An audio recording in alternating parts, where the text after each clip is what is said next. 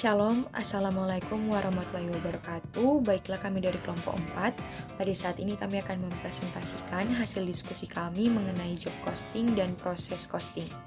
Namun sebelum kita masuk dalam pembahasan, saya akan memperkenalkan nama-nama anggota kelompok 4. Yang pertama ada Yunlika Tampungangoy, saya sendiri.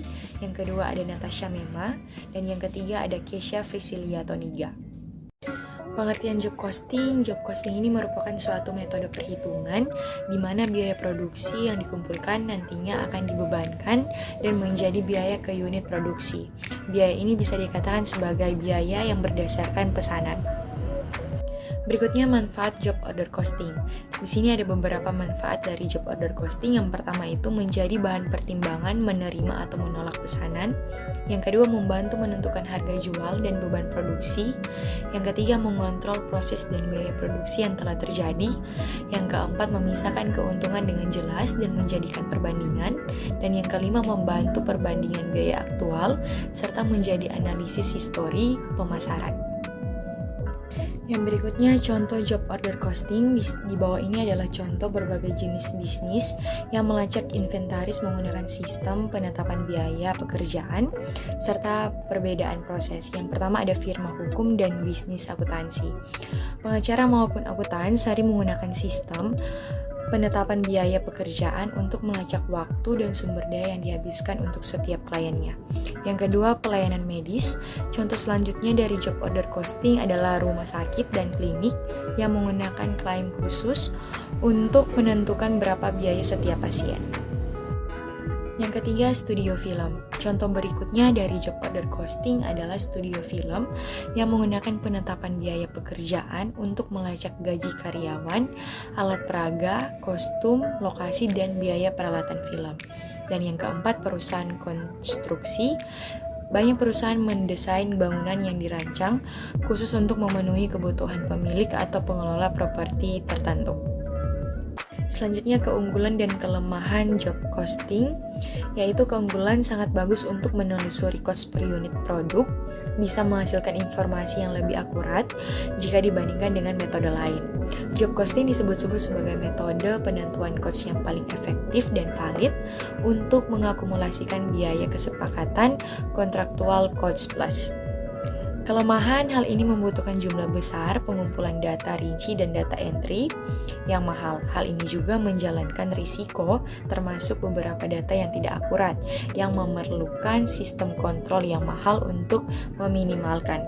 Selain itu, mungkin ada alokasi yang signifikan dari biaya overhead untuk setiap pekerjaan yang dapat diterapkan tidak akurat. Sebagai contoh kasus job costing, di bawah ini adalah catatan PT Linda berkaitan dengan 3 pesanan yang masih dalam proses pada bulan November 2008. Biaya periode sebelumnya pada pesanan BB1 tidak ada, pesanan BB2 256.000, pesanan BB3 225.000. Biaya bulan November, bahan baku langsung, pesanan BB1 204.000, pesanan BB2 200.000, pesanan BB3 173.500. Tenaga kerja langsung, pesanan BB1 175.000, pesanan BB2 180.800, pesanan BB3 151.900. Jam mesin aktual 98 jam pada pesanan BB1, pesanan BB2 95 jam, pesanan BB3 86 jam. BOP dibebankan ke masing-masing pesanan berdasarkan jam mesin dengan tarif ditentukan di muka sebesar 2.000. Diminta buatlah jurnal pemakaian bahan baku langsung, pembebanan tenaga kerja langsung, BOP dibebankan, pesanan BB2 dan pesanan BB3 yang sudah selesai ditransfer ke gudang. Penyelesaiannya yang pertama, biaya periode sebelumnya, pesanan BB1 tidak ada, pesanan BB2 256.000, pesanan BB3 225.000. Kemudian bahan baku langsung, pesanan BB1 204.000, pesanan BB2 200.000, pesanan BB3 173.500, totalnya 577.500. Kemudian tenaga kerja langsung, pesanan BB1 175.000, pesanan BB2 180.000, pesanan BB3 151.900, totalnya 507.700. Kemudian jam mesin aktual. Pesanan BB1 196.000, pesanan BB2 190.000, pesanan BB3 172.000. Totalnya 558.000. Jadi untuk jumlah pesanan BB2 sebanyak 826.800. Untuk pesanan BB3 sebanyak 722.400. Jadi jumlah keseluruhan sebesar 1.549.200. Untuk jurnalnya yang pertama, pemakaian bahan baku, produk dalam proses sebelah debit 577.500 pada bahan baku atau material sebelah kredit 577.500. Yang kedua, pembebanan tenaga kerja langsung, produk dalam proses sebelah debit 507.700 pada biaya gaji dan upah sebelah kredit 507.700. Yang ketiga, BOP dibebankan, produk dalam proses sebelah debit 558.000 pada BOP dibebankan sebelah kredit 558.000. Yang keempat, pesanan selesai, produk selesai pada debit 1.549.200 pada produk dalam proses sebelah kredit 1.549.200. Selanjutnya pengertian proses costing. Metode harga pokok proses atau proses costing adalah metode perhitungan harga pokok yang didasarkan pada pengumpulan biaya-biaya produksi dalam suatu periode tertentu, dibagi dengan jumlah unit produksi periode yang bersangkutan. Tujuan dari metode ini adalah untuk menentukan harga pokok atau biaya per unit, yaitu dengan membagi biaya pada suatu periode tertentu dengan jumlah produk yang dihasilkan pada periode tersebut. Kemudian tujuan utama proses costing adalah agar bisa membebankan semua biaya yang mana nantinya biaya tersebut akan diakumulasikan per departemen dan biaya per unitnya akan dihitung dengan membagi antara total biaya dengan unit ekuivalen yang sudah berhasil dibuat. Selanjutnya, jenis proses costing. Sebuah perusahaan dapat menggunakan beberapa metode proses costing yang berbeda untuk menentukan total biaya yang dikeluarkan sebelum, selama, dan setelah produksi, serta jumlah total unit yang diproduksi. Berikut ini merupakan jenis-jenis proses costing. Yang pertama, biaya standar. Biaya standar mengacu pada perhitungan biaya untuk unit produksi, bukan biaya aktual. Yang kedua, rata-rata tertimbang. Jenis penetapan proses costing ini mengelompokkan semua biaya yang terkait dengan produksi dan membebankannya ke unit yang diproduksi perusahaan. Yang ketiga, first in, first out. Metode penetapan proses costing ini berfokus pada pembebanan biaya ke unit sesuai urutan produksinya. Kemudian, penggunaan metode proses costing. Ada 5 langkah dalam metode penetapan proses costing yang dapat digunakan untuk membebankan biaya relevan ke persediaan seperti yang dimulai dan diselesaikan pada awal, selama, dan akhir periode akuntansi atau produksi. Yang pertama, analisis persediaan. Yang kedua, konversi biaya persediaan. Yang ketiga, hitung biaya. Yang keempat, hitung biaya per unit yang berlaku. Yang kelima, tentukan biaya untuk produk yang lengkap dan tidak lengkap. Baiklah, selanjutnya kita masuk ke contoh kasus dalam menghitung proses costing. Contoh kasus yang pertama, pengolahan satu jenis produk melalui satu departemen. PT Raharja memproduksi produk X dengan menggunakan metode harga pokok proses dengan informasi produksi sebagai berikut.